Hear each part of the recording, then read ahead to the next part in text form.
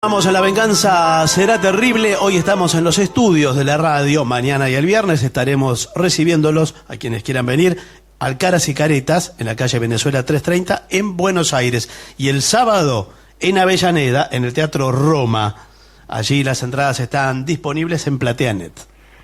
Hablaremos hoy del dolor. En los mitos, el dolor aparece siempre como un castigo divino o como una carga propia de los hombres, como la evidencia más notable de la imperfección humana, ¿no? Estoy hablando de los hombres y también de las mujeres. Cada sociedad ha utilizado distintos procedimientos para suprimir o aliviar el dolor. En el siglo I, muchos sabios elaboraron técnicas para evitar los dolores del parto. En general, se aconsejaba distraer a las parturientas. Apolonio de Tiana recomendaba introducir una liebre viva en el lugar donde había de ocurrir el parto, me refiero a la pieza, a la habitación donde iba a ocurrir el parto, para que el animal corriera y diera saltos alrededor de esta señora. No es muy eficaz, me parece. No, eso, pero ellos creían que sí. Plinio jura que en España solían poner una liebre viva entre los senos de la parturienta y por si no resultara demasiado entretenida la cosa, ¿no? La liebre, convocaban también a músicos y cantores para ayudar a pasar el trance. No se hacía ninguna aplicación física, era una manera casi psicológica de tratar el dolor, distraer la psique, orientándola hacia otro foco de atención. ¿Alguien más va a molestar? Porque parece muy... No sé, pero aún hoy muchos piensan que lo que más duele es pensar en el dolor. Y creen entonces que si lo distraen a uno, resulta que no le duele. Claro. No sé si es así. Obvio que también a veces le dicen para que no le duela en un lugar, mejor hacerse doler en otro. Hacerse doler en otro. Sí.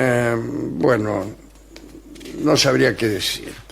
San Alberto Magno tenía una visión particular del dolor y confiaba en la química. En el caso de los dolores de parto, aconsejaba untar el cuerpo de la mujer con una pasta hecha con caracoles rojos, romero, ¿qué tal romero?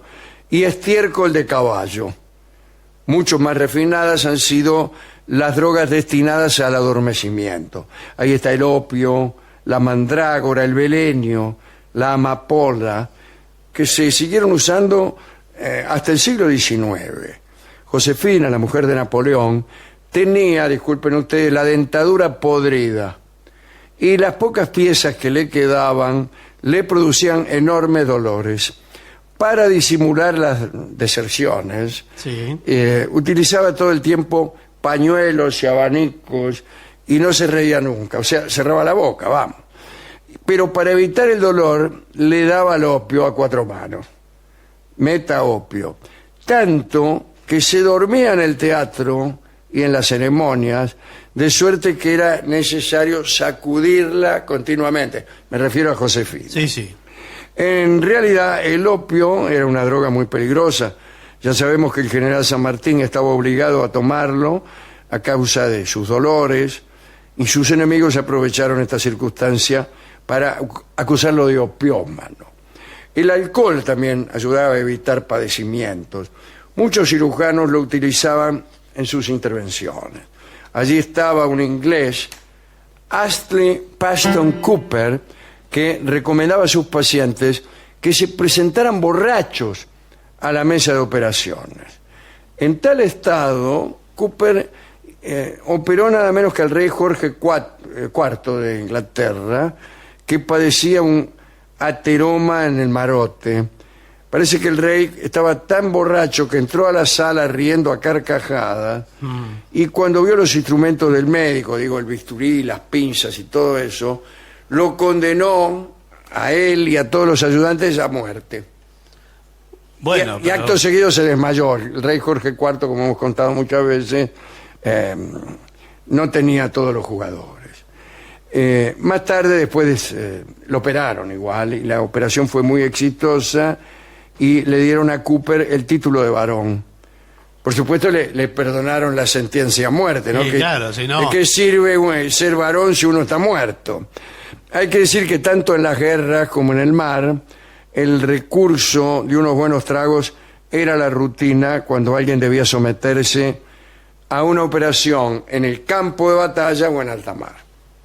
En la Edad Media, los sacamuelas y los charlatanes recorrían las ciudades vendiendo amuletos, talismanes, pero más que nada elixires que se servían para calmar los dolores y también para devolver el vigor y recobrar la juventud. En el siglo XI vivió un célebre adivino, malabarista y farmacéutico llamado Ludovico de Colonia, que recorría las ciudades del centro de Europa, seguido de una vasta comparsa de saltimbanquis, pitonisas, tragafuegos, prostitutas y ladrones. Ludovico vendía un elixir que, según él mismo aseguraba, curaba todos los males del cuerpo y del espíritu. A decir verdad, el líquido en cuestión no era más que un purgante. Cuando los incautos descubrían el engaño, Ludovico ya estaba lejos. Una tarde del año 1074, Ludovico llegó a la aldea de Spital, en el sur de Prusia, aldea que conozco. Tengo el gusto de haber pasado por Spital, muy hermoso lugar. Desde luego, bueno, se presentó con sus cantos, sus prostitutas y sus ladrones. El duque Francisco de Hohenzollern vio aquel desfile y se sintió tentado, ¿no? Hacía poco había tomado un amante muy joven y no siempre conseguía honrarla debidamente. Compró entonces 6 frascos de elixir y se los tomó uno atrás de otro. Enseguida se trasladó a casa de su amante. Ni bien estuvo en brazos de la muchacha, sintió un estremecimiento y creyó que la magia empezaba a funcionar, pero inmediatamente tuvo que abandonar el lecho al galope y pasó aquella noche en el retrete. Al día siguiente, un ejército partió tras las huellas de Ludovico y muy pronto fue capturado. El duque lo obligó a tomarse todos los frascos de elixir que tenía en su presencia. Esa misma noche, Ludovico de Colonia murió, por no decir otra cosa. Sí. Bien. A principios del siglo XIX, había un dentista americano, Horace Wells, que empezó a estudiar algunos caminos diferentes para suprimir el dolor de sus pacientes. Empezó a trabajar con anestésicos producidos en laboratorio y ya existía el óxido nitroso, que era un gas que ya había sido estudiado y que se lo llamaba gas hilarante, porque inducía una curiosa alteración. Vamos, la gente se reía hasta el agotamiento. Por esa razón se lo usaba mucho en las fiestas, en las kermeses, en las ferias. Siempre había algunas barracas donde el público, por divertirse nomás, inhalaba aquel gas, o si no, se divertía mirándolo. Lo que les pasaba a los que demás sí lo inhalaban, ¿no? Ya que uno tendía a hacer toda clase de tonterías y reírse hasta caer redondo.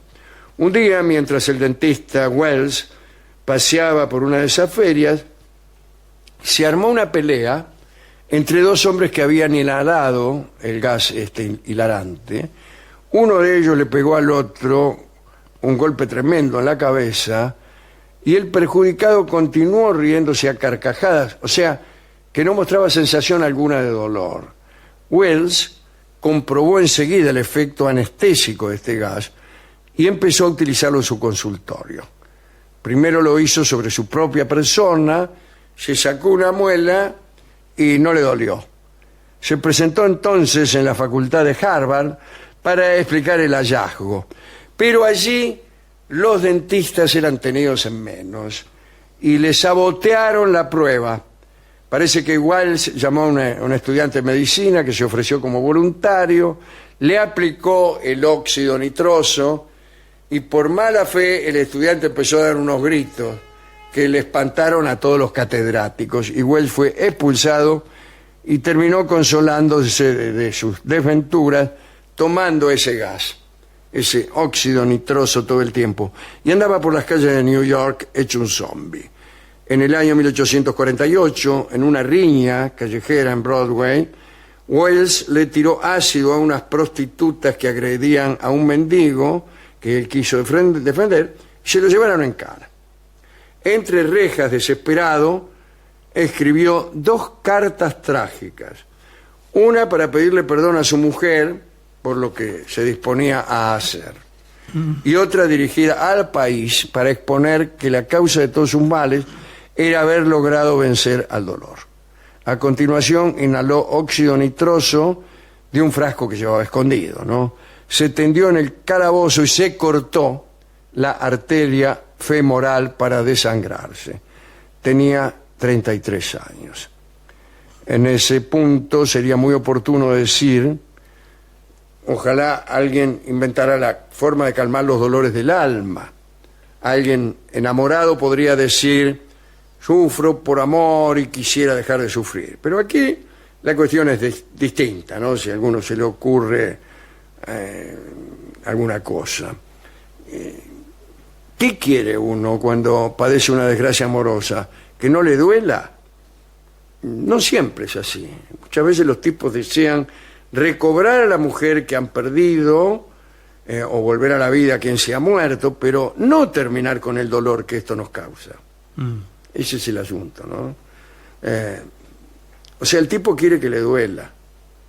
El tipo vive con un cuchillo oxidado clavado en medio del pecho, pero no desea sacarse ese cuchillo. Sigue viviendo, va a todas las farras, hace lo que se espera de él en cada milonga, sigue viviendo, pero con el cuchillo en el pecho. Y en el momento de mayor jolgorio, mientras baila arriba de una mesa, una voz pequeña le dice, te duele, un día te morirás y todos los que tú amas también morirán y la vida es una tragedia. Y el tipo le contesta, sí, bebo con los amigos de mi juventud, cuento el chiste del paisano que fue a comprar supositorios, todos se ríen muchísimo, casi mueren de risa, pero en la nota más aguda de la carcajada nos decimos con un destello en la pupila, ¿no? Algo así como, sí, claro que me está doliendo, hermano mío. Duele mucho, pero sin embargo, qué gracioso, ¿no? El tipo creía que tenía que comerse los supositorios. Es decir, que el dolor y la gracia no están del todo reñidos. Pueden convivir y tal vez la vida no es más que eso, ¿no? La convivencia entre un cuchillo en el pecho y el chiste del paisano que fue a comprar supositorios a la farmacia. ¿Qué canción podríamos escuchar para esta charla acerca del dolor?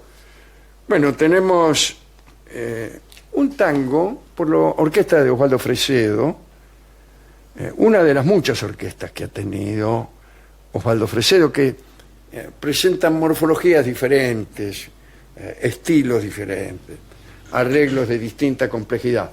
Esta es sencilla, esta orquesta, pero tiene la breve participación del cantor Roberto Ray, que siempre cantaba un estribillo. Era un agradable cantor. A veces uno extraña, desea que la parte de Ray sea más duradera. Así que escucharemos a Osvaldo Fresedo con Roberto Ray, y el tango que ha sido compuesto especialmente para esta ocasión se llama En la huella del dolor.